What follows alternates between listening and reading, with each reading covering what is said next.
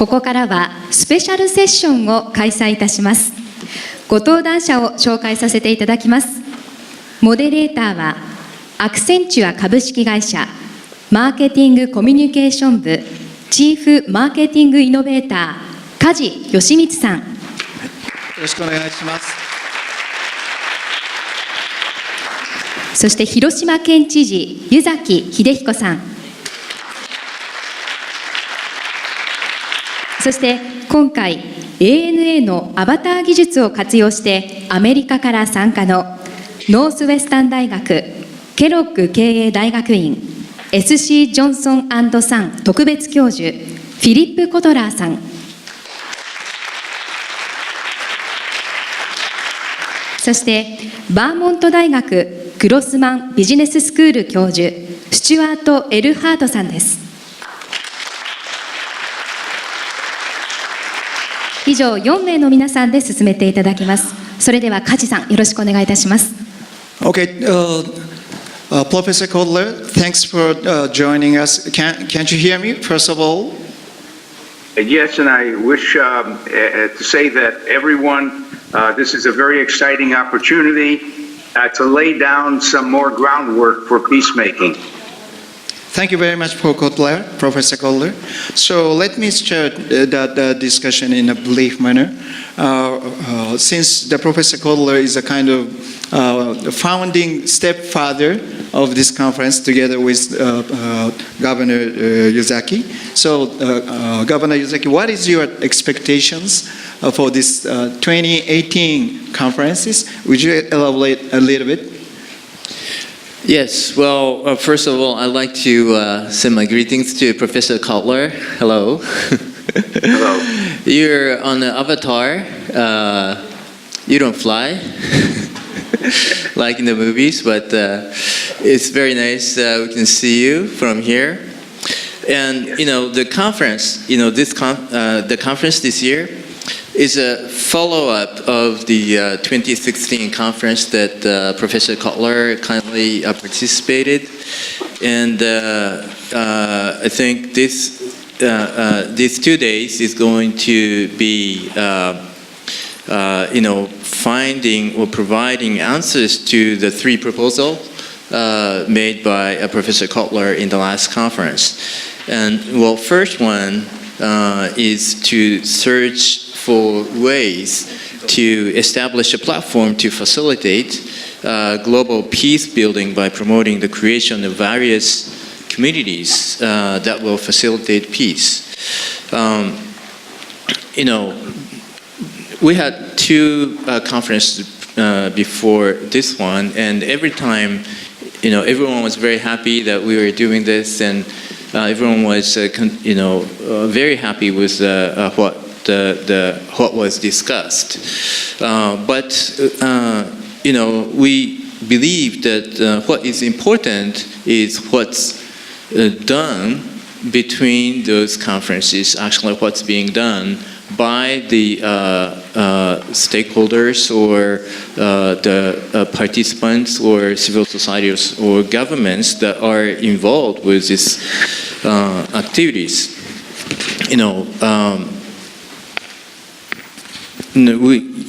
So I think, communities needs to develop to advance what was discussed during, between the conferences and actually make progress on those issues. So one key might be, like using web or new technology, new communications to increase the number of advocates who would be promoting the common issues or making more efforts. And, I'm looking forward to receiving proposals during the conference regarding how we could do this. And the second one is to search for concrete ways to contribute to peace through CSR or BOP, or SDG businesses, in local areas like Hiroshima, CSR or BOP or SDGs have not yet taken very strong hold yet. So I hope that the Hiroshima SDGs business contest, that's going to follow this session, will serve as a trigger for this movement. The application of the contests are pioneers, and I hope that they can take root in Hiroshima and then expand their businesses nationwide. And the third is to clarify in concrete terms how to promote stronger cooperations between NPO, NGOs, and the government and private sector. So again, the collaboration among stakeholders. So I believe this topic will be discussed in the workshop. So I hope that you can deepen this discussion. So I hope that we will be able to come up with solutions for these agendas by receiving advice and opinions from the participant to this conference. Thank you very much, Governor Yuzaki. So thanks to the technologies, now we can have you, Professor Kodler. And in addition to that, all the participants are coming from the multi-stakeholder background. So would you provide us a little bit of your expectations for 2018 conferences from Evanston? Oh no, Florida. Yes, let me thank you for inviting me to participate in an issue that I consider one of the most important issues in the world, and that is having peace and having love and not so much hate. When 2 years ago I noticed when we got involved in peacemaking that there's literally hundreds of groups that make for peace. There are at least 200 organizations that say their mission is peacemaking. So one of the things I pointed out is that we must organize this better. It's not that Hiroshima can do the job of building a social movement by itself. It needs allies. And I think you have to think big.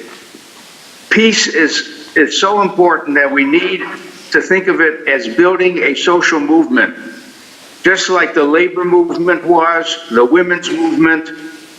And in order to do that, we've got to get allies who also are in existence in many places. You will find peace groups in many places, but maybe Japan's role is to actually connect with all of those other peace centers, which are not competing with each other, but they're not working with each other.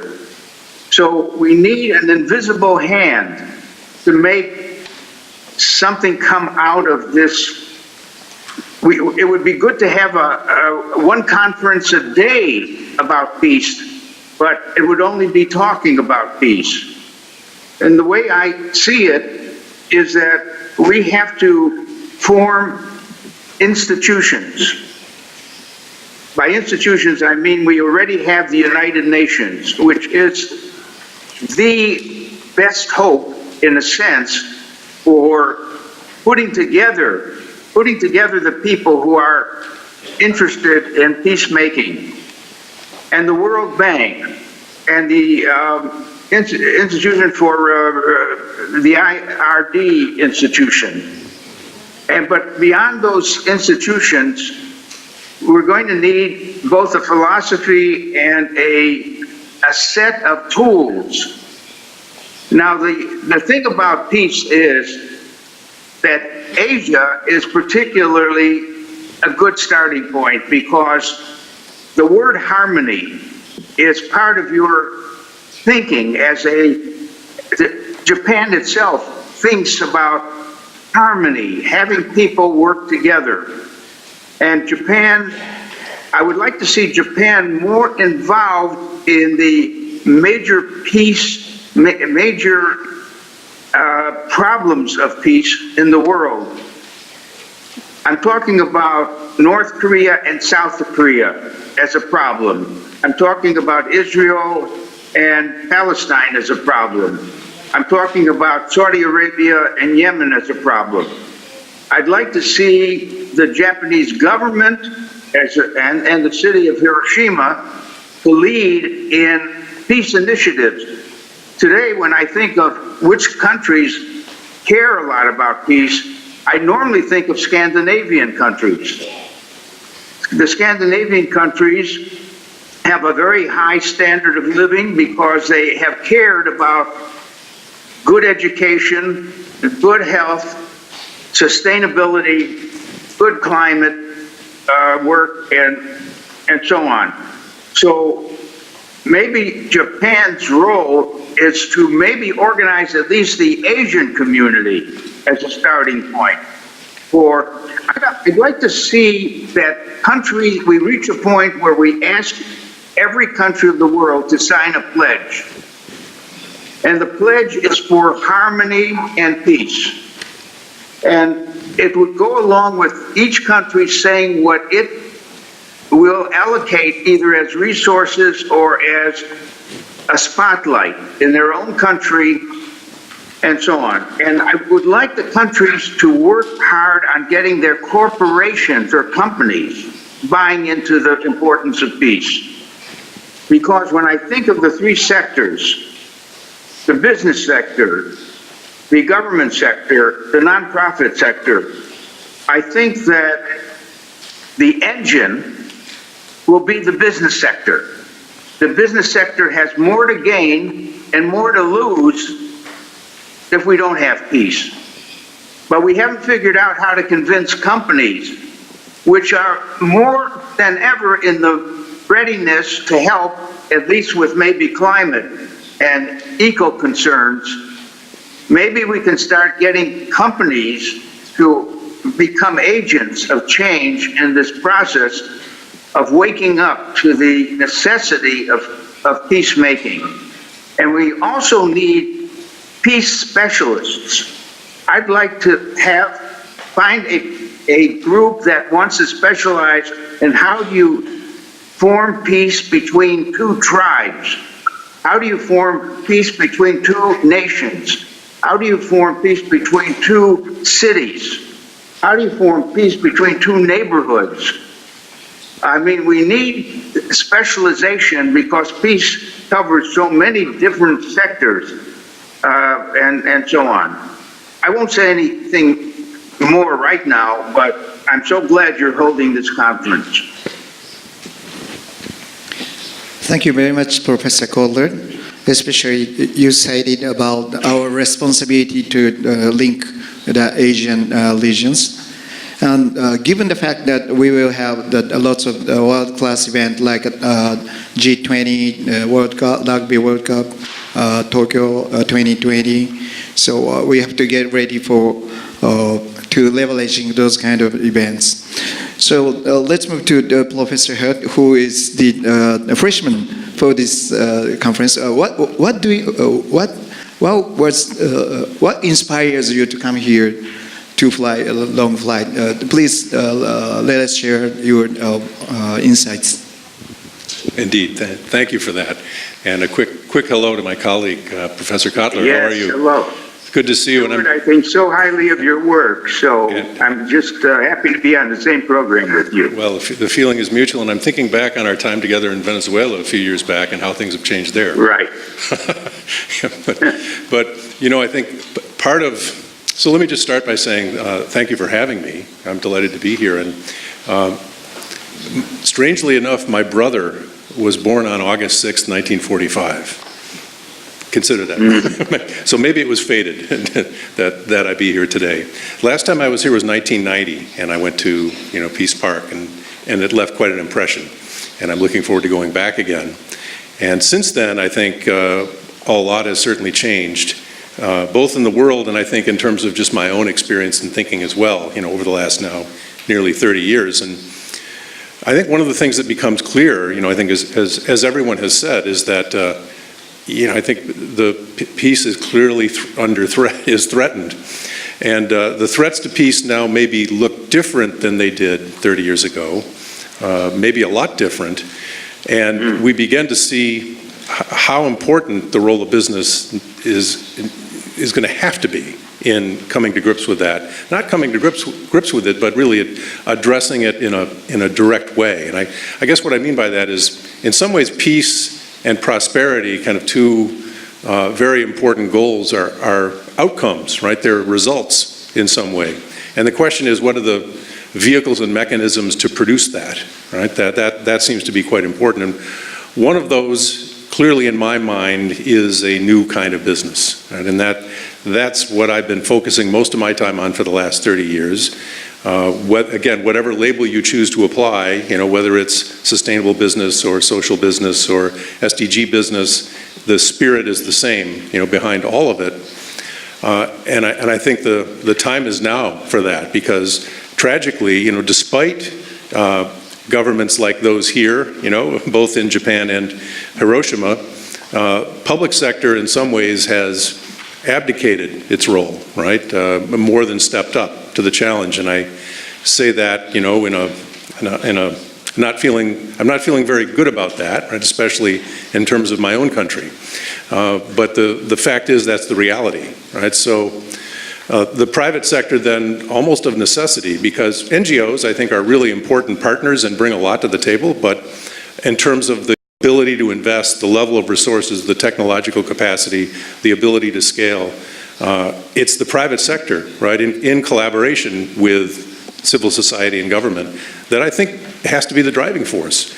And, even though we're only beginning down that path, I think there's reason for optimism. I see more and more companies, both innovative startups, mid-sized companies, but also large global corporations, beginning to recognize this. And you see that not only in the form of recognition of environmental problems and climate issues, right, as Professor Kotler was saying, but also the problems of inequality, social division, and so forth. Companies have begun to recognize that and realize that that's a real issue, and frankly also realize that there may be a business opportunity there, right? And that figuring out how to serve and lift those who have been underserved or left behind or ignored, where if that condition continues, we get increasing division, polarization, alienation, and then that leads to atavism and nationalist, sort of reactionary kind of responses. I think that really underpins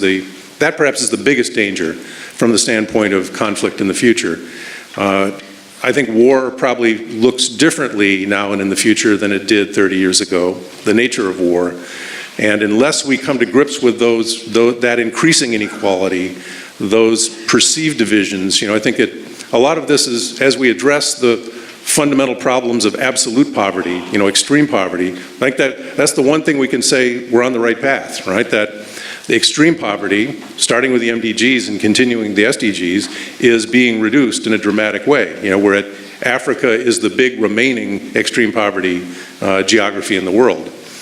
But so we've graduated now to a new dominant form of poverty, which is relative poverty. Relative poverty is more of a psychological state because you're comparing yourself to others. And the problem, and business actually has a real role there, because business knows how to change perception, especially consumer perception, of what makes sense from a product or service, but perhaps also from the standpoint of the world. So the idea of, from a psychological perspective, relative poverty becoming now the concern, where those living in urban slums and shantytowns compare themselves to those living further up the scale. And those living in rural areas compare themselves to those that have moved to the city, and so forth, right? That becomes, and then all of them with social media compare themselves to how people live in Europe and Japan and the US. This, I think, is probably the biggest underlying challenge we face, right? And it's the creation of the in-group, out-group, right? The pointing to the other, failing to understand how and being able to empathize with how others live. I think this is where business can really make a big impact, because businesses are all about understanding in a deep way how people live, what their needs are. So I think this whole emerging opportunity space with SDG business, BOP CSR, is a really important leverage point for us looking forward. Very good. Thank you, Professor. Given lots of conversation is going on, Professor Kotler, would you provide us your thoughts about what we should do or responsibilities and challenges from your perspective for 2018 beyond? Would you provide your thoughts on it? Would you repeat the question? I didn't hear. Okay. Since we had lots of conversation here, would you provide your thoughts on your visions and your homework maybe beyond 2018 beyond? Can you hear me?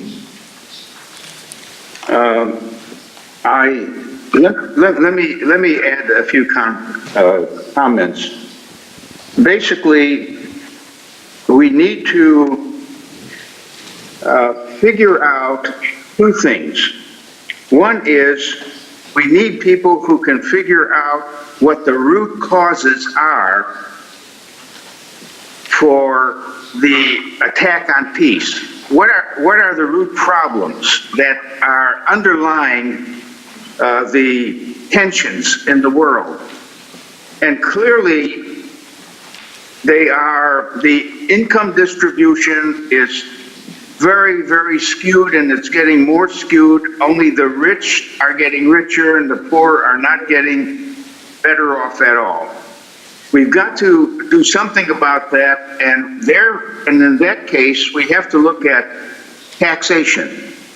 Taxation is a leveling device, and what we just did in the United States was the worst thing, to pass a tax bill which rewarded the rich by billions of dollars and gave very little to the average worker or middle class person. So what we have to do is make a case for taxing the wealthy people in the world. And by the way, several are now coming out. There's 184 people who signed what is called the gift pledge.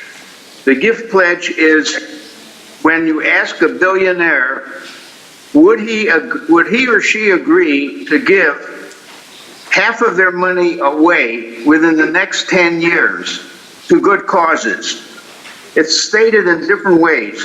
And there are now 184. There were originally 132 when I looked at this last. Bill Gates and his partner got 184 people to say, I'm overpaid and I want to use the money for better purposes. So that's getting to be public. We face a problem in the United States particularly because when we say the rich should do more, they call it socialism. They're smearing any effort. They're doing everything to protect the rich to get richer rather than to help those. So there's an issue in economics called supply side economics versus demand side economics. And when you look at that problem, the supply siders seem to have a better argument, which I think is a fallacious argument, that if you lower taxes to everyone, and they really lower it mostly for the rich. If you lower taxes, there will be more money available to the rich to spend building factories and so on and so forth. So I want to say we need to build a better argument for demand side economics. That if you put more money in the hands of the middle class and the working class, it will have produce more economic growth than if you take a supply side approach.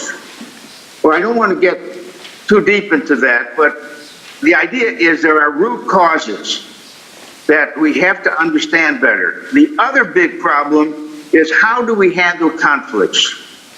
What are the tools for taking two parties that are conflicting, putting them to sit down at the opposite end of a table and to talk reasonably about and to search for a way to agree on peace? Now, the answer, in my mind, was formulated in a book called Getting to Yes by Urey and Fisher at Harvard, a book we should all reread, where instead of the two sides that are in conflict, coming from positions that differ, you say, don't start from positions, because your positions are different. Start from your interests. Start from what you share. And then work up what you might, as partners, agree would be a win-win solution, not a win-lose solution, because most conflict resolution, most conflicts are about someone winning, and that is a deadly approach.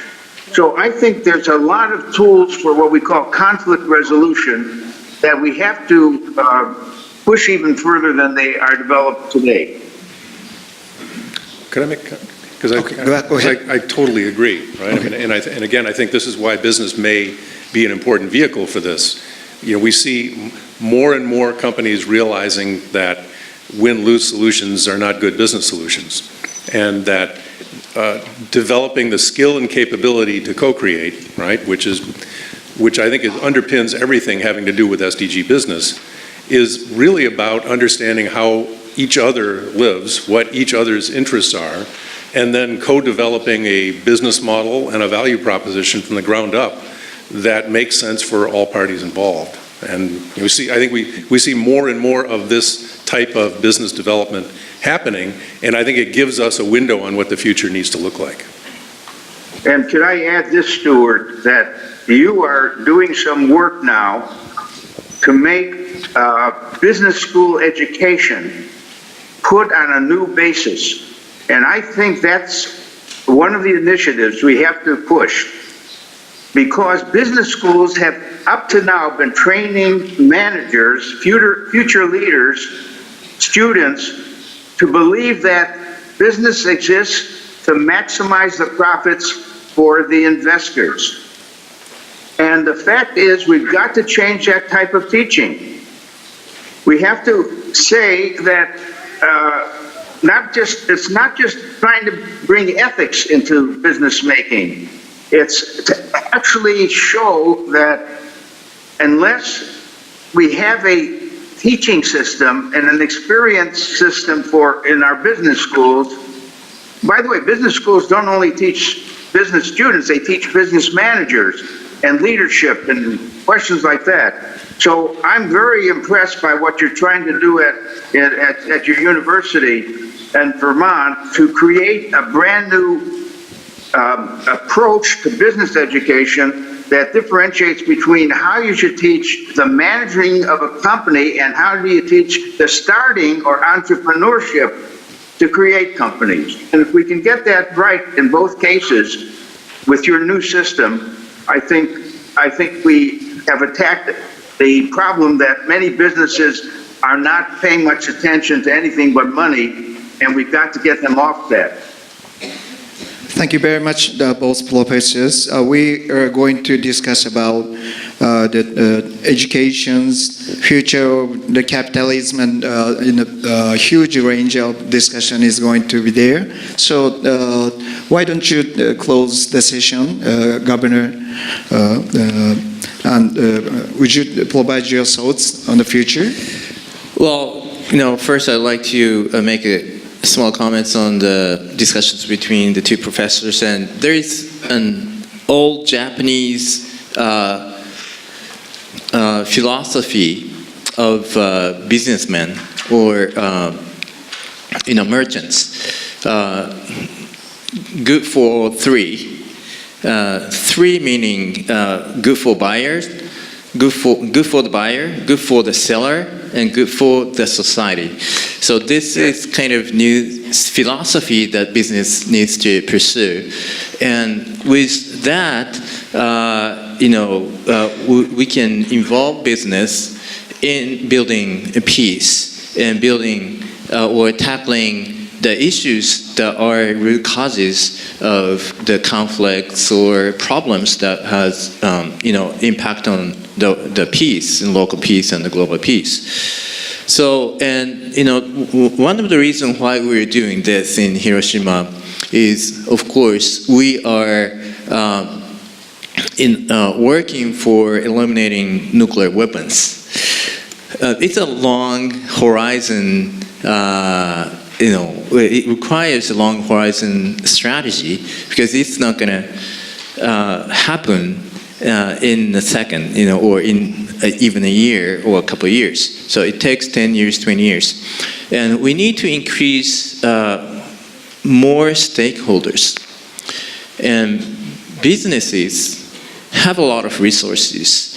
They can invest, they create new technologies, they have big impact, they can create big impact on society.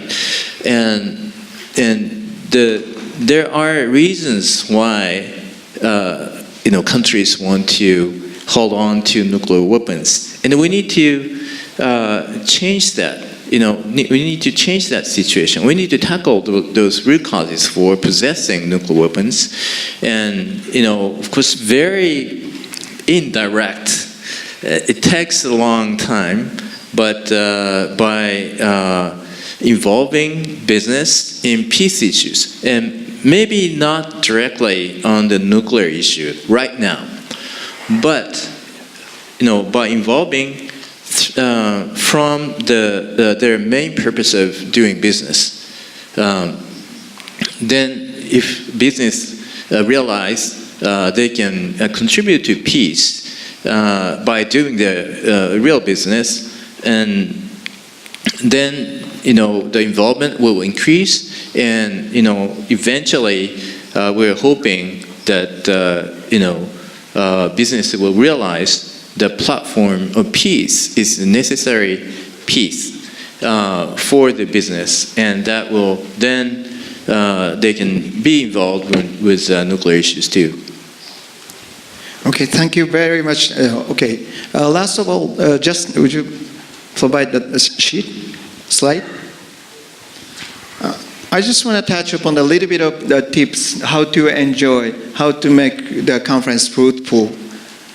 Number one, being a friend is the first step to peace. As Professor Kotler mentioned about the communication is going to be solve the couple of problems. So let's make a friend in Hiroshima, which will be very special asset to you. And second one, be on time, and be short and crisp, because we have lots of talented resources here. So we would like to learn each other and discuss action instead of criticism, and enjoy interaction with different expertise. We have multi-stakeholder people, so we will be able to learn a lot. And accept coexistence of various definitions of peace, because we do not have the luxury of time to discuss about the definition of the peace. Rather, we should commit to how to achieve, how to step forward to the peace. And be social, so you will be able to utilize social media as far as possible. Then, be a language interpreter if you can. So those are the base for creating the fruitful conferences. Professor Kotler, thank you very much. We will make maximum effort to make the upcoming 30 hours as fruitful as possible. Thank you very much. Thank you. Thank you, Professor Kotler. ありがとうございました。もう一度登壇者の皆様に大きな拍手をお送りください。